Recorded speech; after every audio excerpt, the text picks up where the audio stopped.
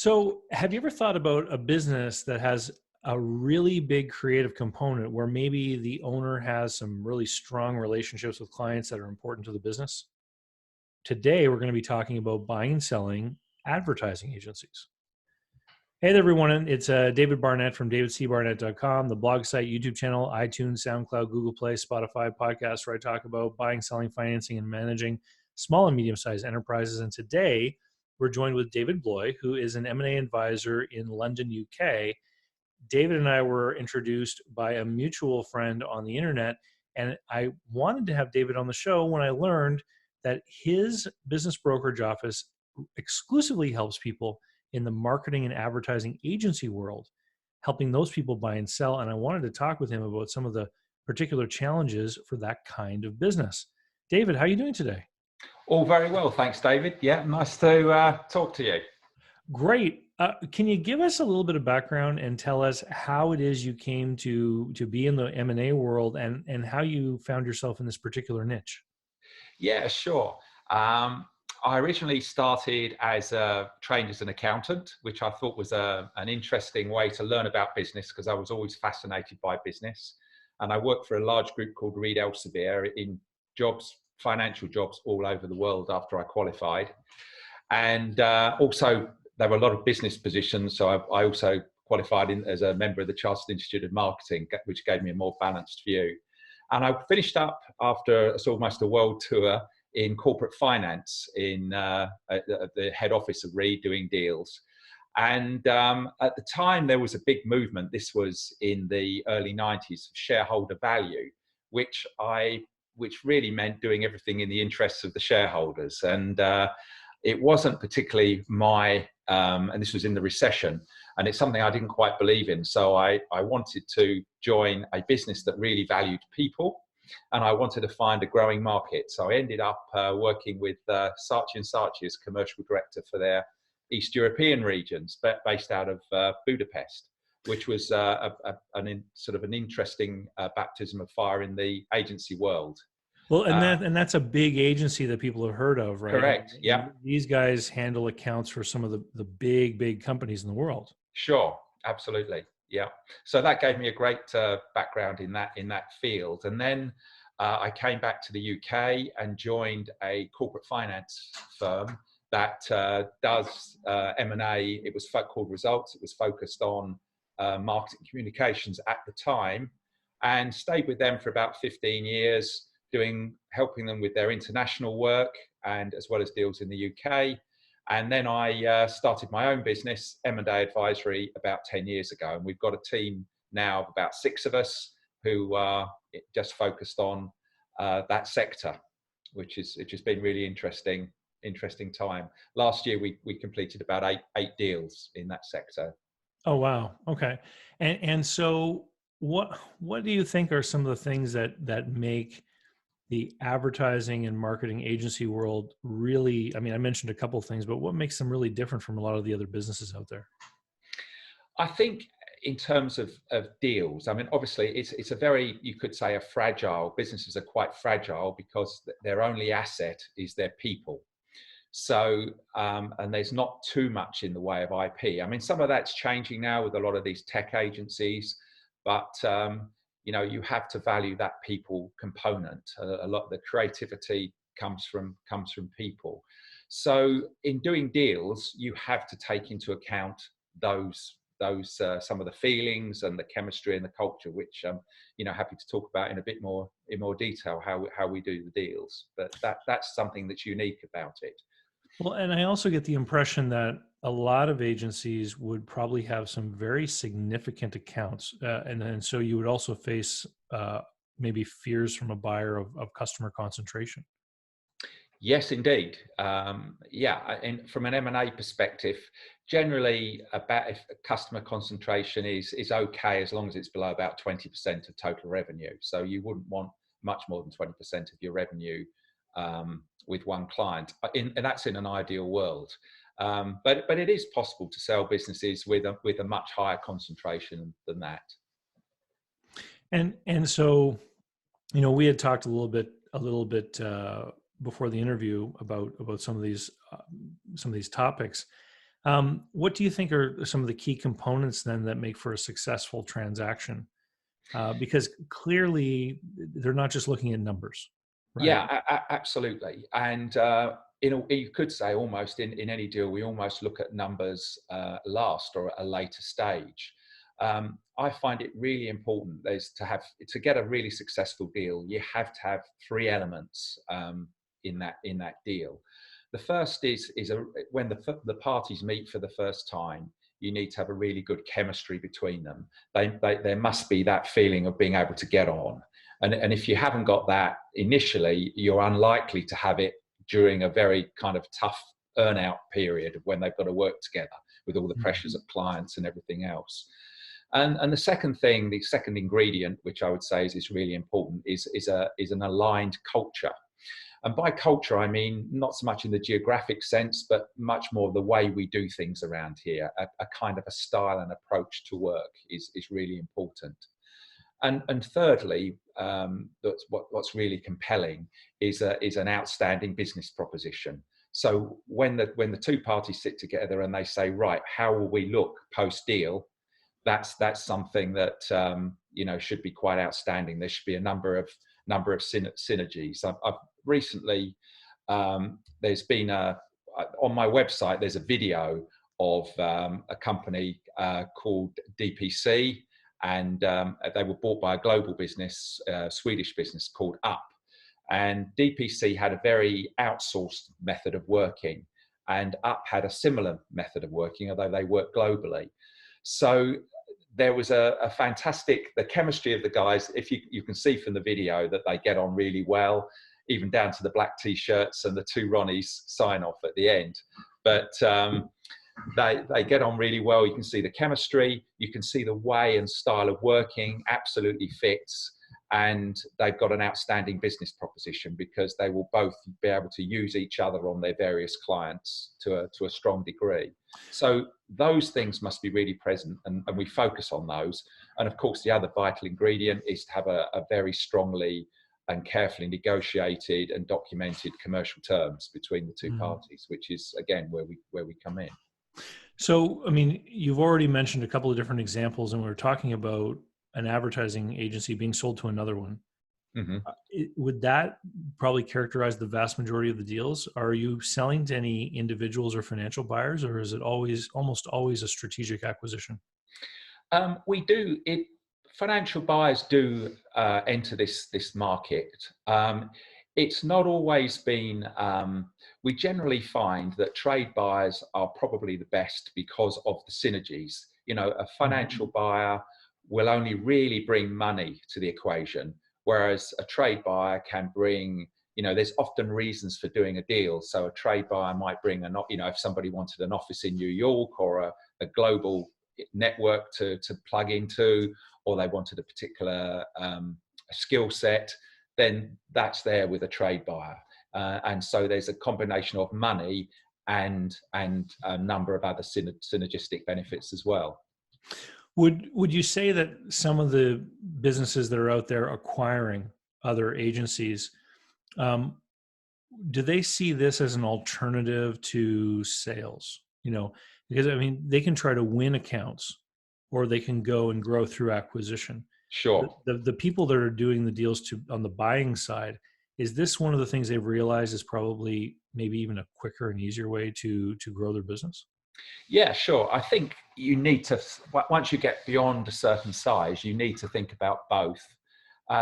Organic growth is a tough route, and I think a lot of agencies find that growing the organic way is a fairly slow way and a hard way.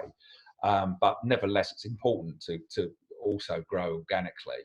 Um, but by growing by acquisition, sometimes you want to bolt on a new skill set or a new geography, Hmm. or a new technology onto your business to perhaps wrap yourselves more around your clients, and that has to be done sometimes quite quickly. So that's a reason for doing growing by acquisition for sure. In your example, where I was the Scandinavian company that was the purchaser, Sure. um, you know, in the time we've known each other and the few conversations we've had, Mm. we've been talking a lot about cross-border deals. Hmm. Is that pretty regular for your particular shop, that a lot of these things are happening across different boundaries, borders in different countries? Sure. Yeah. I mean, we set ourselves up as sector specific, but size and geography agnostic. Really, we work across a lot of borders. There's quite a big demand for businesses in other countries. I mean, it follows their clients. Really, people tend to follow their clients, and if a client wants you to open up in China and do what you've done for them in London or New York in China, then you've almost got to go out to China and set up shop. And that often drives these things. Or you've got quite a unique proposition that you can grow the business. So why not grow it in a new geographic market? And rather than go in with a complete startup, you might find a business that does something similar that you can improve in that market. So yeah, these are all the things that drive the M&A process. Yeah, it makes a lot of sense. You mentioned terms and earnout just a few minutes ago, Yeah. and so that's something I'd like to hit on, because Mm. in every deal I've ever worked on where there were significant goodwill links between the seller and the clientele, the buyer, of course, is always concerned that that goodwill won't necessarily be transferred over to the new ownership, and then it Sure. usually ends up involving the seller having to stick around. Yeah. And I would imagine that this is a big component of your deals too. I'm wondering if you might speak a little bit to that. Yes, it is.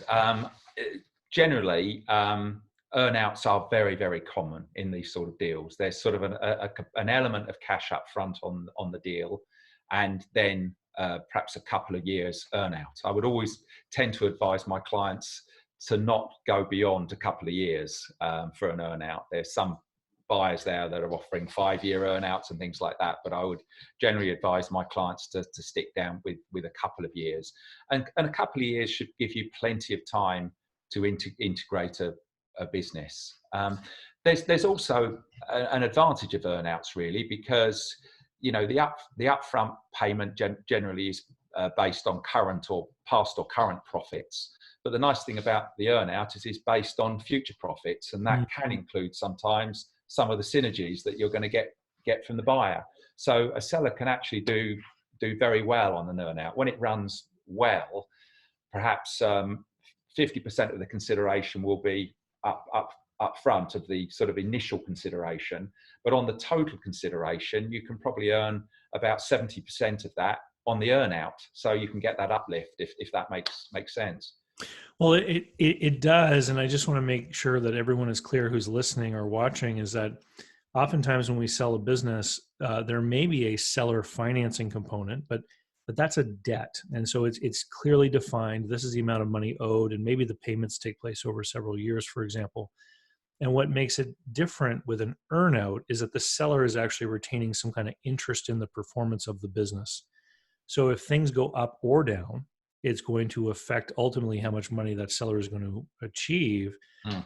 And what, the whole idea behind it is so that that seller is going to work to the best of their ability to help the relationships move over to the new owner. But what I think is interesting is that it really does give the seller a motivation to pick the right acquirer, so that they can understand, they can see, yeah, these are the people who are going to execute and actually help my business grow beyond what it has been, because of course that's where the gravy comes from, right? Correct. That's The absolutely right. additional, yeah. Absolutely right. That is where the gravy comes from, and it also goes back to my earlier point about that's where you need those three vital ingredients, which are good chemistry between the parties, a strong cultural match, and really an outstanding business proposition. And if they're there, the chances are you'll get a successful deal and a fantastic earnout. So if someone's in a business in this industry or in any other business where, the owner is the primary contact for the biggest accounts, and they're worried about this kind of personal versus corporate goodwill Hmm. issue coming up, I mean, what are some of the things that you've observed help buyers become less anxious about this? Sure. Okay. I think one of the first things a seller can develop is a good second tier management. That is ideal. because often buyers expect ultimately in the long run that the seller might actually leave the organization because he's selling his business, therefore he may one day leave. So if you have a good second tier management there, then that's the number one, and that makes it easier to sell, and you'll probably sell for a premium, if that's available. If it's not available, you probably have to start. That's maybe our job, is to find a buyer that has the necessary management depth to actually take on that and transition those relationships. So that's possible too. And a third option is perhaps to appoint a new CEO during the earnout if a deal is constructed in such a way. But by far, the first thing is to have a good second tier management. That really helps. So that the customers aren't just dealing with that primary individual. Correct. They know other people in the office. Yeah. Exactly. Yeah. So, most businesses are valued on a multiple of their cash flow. Is that consistent with the advertising business? Yes, it is pretty much. I mean, generally, that you would use profits as another measure of cash flow. What you're paid for is generally a multiple. There's a range of multiples depending on the quality of the business for different types of business, and then you have how that can vary in terms of value is premium and discount factors, such as having a good quality second tier management team, good systems and procedures in place, some quality blue chip clients. And on the negative side, you might have the opposite of that, perhaps with low profit margins, a single client, as you mentioned, very heavy client concentration, or a very weak positioning. So there's variations in that. In terms of the adjustment to cash flow, you are paid for any excess cash in the balance sheet. So that's also quite an interesting something in terms of if you're preparing an agency for sale. It's important to try and maximize and optimize your operating cash flow. So I would say to an agency that what you should try and do is generate about 85% of your operating profits in cash. So your operating cash flow should be about 85% plus of your operating profits. So don't give too many extended credit terms to your clients if you can avoid it. Right. You want to manage the cash flow. You want to shorten up those receivables as much as possible. Yeah. And so your comment about the surplus cash being added to the purchase price, you're in the UK, so a lot of the transactions you're doing are probably going to be share purchase deals. Yes, they are mostly. Right. Yeah. And in the UK, business owners have quite a tax advantage in doing the share deal. Correct. Yeah, they do at the moment. Yeah. Yeah. No, I just wanted to make that comment because the viewership is well diversified internationally. And so transactions, particularly in the US, tend to be asset based, which means the seller hangs on to the cash a lot of the time. Well, that's true. The only thing I'd say about that is the one advantage of from a practical perspective of buying the shares is that often there are a lot of contracts vested with the clients with an agency type business. And they're all still there, yeah. Yeah, so if you do an asset sale, the chance you've almost got to have new contracts in the name of a second company. So it can be a bit tricky negotiating with clients on that basis. Okay. You'd mentioned about the different kinds of agencies. Can you give us an idea of what the sort of varieties are? Like, is it in the media they're using, or whether they're doing sort of creative work or not? Can you tell us a little bit about that? Yes, I mean, you've got all sorts. You've got, PR consultancies, obviously the public relations agencies. You've got digital agencies, which have been, probably come about since the early 2000s, that focus mainly online, but still do quite a lot of creative work. But, we cover things like, there's a lot of subsections now in that whole digital arena. You've got SEO, PPC agencies that, focus on search. You've got UX, you've got web design and build, all of those sorts of businesses. So we cover generally the whole gambit.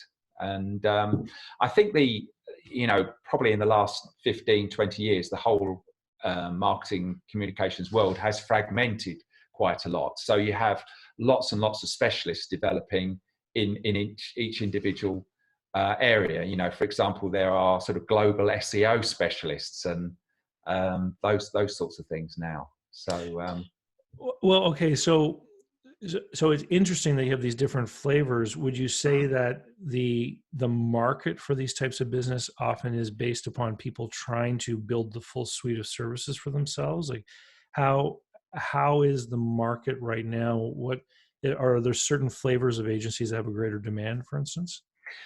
yes, I mean, doing my job, you speak to a lot of people, and you often hear a recurring theme. So I suppose right now, B2B agencies are of interest to people. That seems a very interesting area. It was once considered a slightly less glamorous part of Mm. marketing, but I think agency owners have realised that B2B can be a little bit more sticky. It's whereas FMCG business can, be much less sticky. So that's an What advantage is of FMC? so consumer B2C Okay. consumer marketing. That can actually, they have more of a change in marketing directors, and there's more agency churn on that basis. What else? The data, that's very much to the fore. Data agencies. There's digital agencies of all forms have a very good market. Always a very good demand for digital agencies. Geographically, I guess from the UK, perhaps with Brexit, but North America is a lot of interest in agencies in the UK, finding Mm. agencies to acquire in America and North America generally. Okay. And so would you say that a lot of these are agencies that want to grow across the ocean for the first time, or are they already doing business in both countries and still looking to acquire on both sides? I think it depends on the type of buyer. I mean, I was speaking with an agency the agency group the other day that had several smaller pockets, smaller agencies in the US. I think they had some West Coast and one in the East Coast, but they wanted to expand on those significantly. They felt the US was a great market and wanted to build, get those right. The size of those agencies equivalent to the size of their UK business, and and other buyers. There, literally, I was speaking to again a buyer the other day, and they've been very, very successful in the UK. And the next job for them is to find a nice agency in the US. So that will be their first foray into the US. So it just depends. So, I mean, you used the B word. What do you think is going to happen as far as Brexit? I guess, look, in business, you have to be positive. The agency world is made up a lot of entrepreneurs, and entrepreneurs. I've been in this business a long time, and you see people. For instance, when I was in Eastern Europe, there was wars going on out there, and yet there were agencies emerging. There was guys running quite successful agency groups, despite the Bosnian War. In that part of the world, and if they can do that, then Brexit should be pretty easy. I think they'll find a way. Do you think that there may be some agencies right now in the UK serving clients throughout the EU that will find that they need to set up another office or maybe acquire someone on in the continent to carry on? That's a possibility. Although I think it's possible to trade, even if we, obviously as we've just left the EU. I do believe a lot of companies can trade with Europe on an agency, on a service basis, without any problem. Right. So I think there's a lot of I meet a lot of agencies that have clients in Europe, and they don't seem to be that affected. I think where the issue is with Brexit is probably if you're more a manufacturing business. Sure. And that they may have to have an office, and also financial services. I think may well have to have an office in Europe. The passporting issue. Hmm. David, it's been a very interesting conversation. I want to say thank you. If people want to find you online and connect with you, what's the easiest way for them to reach out? Yes, I'm on LinkedIn, David Blois, and our website is m&aadvisory.com. And my email address is davidb@m&aadvisory.com. But yeah, probably LinkedIn is probably a very easy place to find me. And I look forward to talking to anyone who'd like to. Awesome. Further And I'd chat. like to remind everyone out there that if you enjoyed interviews like the one I just did with David and you don't ever want to miss one, be sure to sign up for my email list. If you head over to davidcbarnett.com, there's a form on the left-hand side. You can fill in the topics you're interested in, and I'll send you out emails all the time about things that are relevant. And one of those things you can check off is the weekly new video digest, which would mean that you would never miss another interview like this one. And with that, we'll say thank you, and we'll see you later, Yeah, David. Have a thank you good very much indeed, David. Much appreciated. All All the right. best. Cheers. Bye-bye.